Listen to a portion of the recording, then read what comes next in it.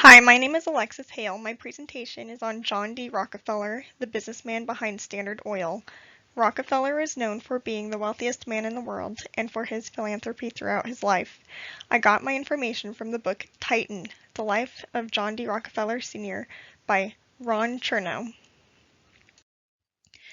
John D. Rockefeller was born in Richford, New York on July 8, 1839.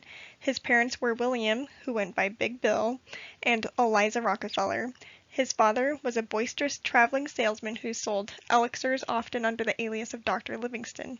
He was rarely home and was quite successful in his schemes. He'd even pretend to be a deaf mute while traveling. Rockefeller grew up helping his mother take care of the farm.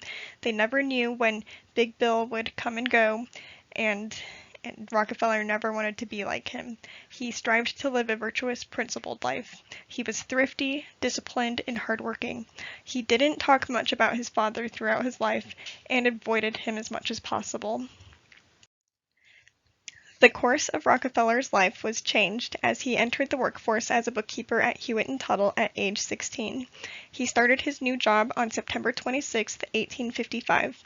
Rockefeller forever honored this day as Job Day and said that's when his real life began, as he was born again in business. His employment liberated himself from his dependency on Big Bill, and he was able to support his family. He was able to develop a new identity through his work. He enjoyed the details and accounting of his work and developed a respect for numbers. He kept a personal ledger of all his financial transactions his entire life. Rockefeller married Laura, who went by Seddy Spellman, in 1864. She was a like-minded Puritan descendant, daughter of a politician, and together they had 5 children, 4 girls and 1 boy. The Rockefellers were devout Baptists and were very involved in the temperance movement. They taught their children their Christian values and didn't let them know of their wealth as they were growing up. The children even wore hand-me-downs, patched clothing, and even had to share 1 bicycle among themselves to learn to share. Rockefeller left his bookkeeping job and went into the produce business with his business partner, Maurice Clark. They were very successful. Once the Civil War began, the demand for food and supplies increased. Rockefeller paid for a substitute to go into the war in his place, since he was the main provider for his family at the time. When the war came to an end, Clark and Rockefeller started looking into oil. It was a growing industry, and they switched over from food to oil in 1863. They built refineries and added more partners to their business. They became Rockefeller, Andrews, and Flagler in 1867. They quickly became the largest oil refinery and soon incorporated into Standard Oil in 1860. Oil was a booming industry, and many people were ready to make their fortunes and start drilling. This increased the supply and exceeded the demand, and oil prices plummeted. Standard Oil wanted to stabilize these prices and did so through strategic alliances. An organization called the South Improvement Company was created as a tool to collude with the major railroads. They essentially set up a cartel to curtail oil production and increase prices. They worked out agreements where the railroads would charge higher rates for most oil refiners, but lower rates for the high-volume oil refiners, such as Standard Oil.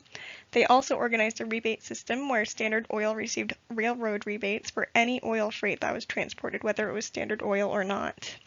This was a controversial tactic that one biographer described as competitive cruelty.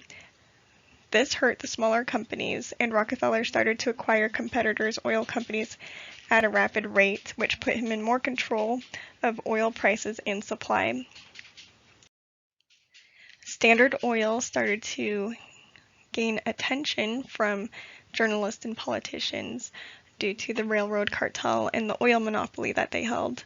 Standard Oil was eventually dissolved under the Antitrust Act in 1911. The company split into 34 different companies, including Exxon, Chevron, and Mobil. The public saw Rockefeller as a cold, ruthless villain because of his aggressive business practices. The biography that I read said that throughout his life, Rockefeller was wounded deeply by accusations that he was a cold, malignant personality.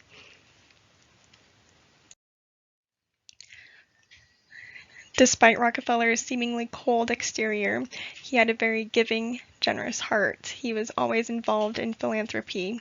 He started out at age 16 with his first job by giving 6% of his income, and it continued to increase throughout the years. He was a silent giver and preferred not to receive public attention for his charitable giving. He gave to education, health, science, and art causes. He was a man of faith and believed that God had blessed him with his wealth so he could give. Rockefeller involved his children in his philanthropy, and his son continued his legacy. Rockefeller gave away around $540 million throughout his lifetime, which would be around $14 trillion today. Rockefeller's charitable giving continued on for generations after his death at age 97. His resources are still at work to promote the well-being of mankind. Thank you for listening to my presentation, and I hope you enjoyed it.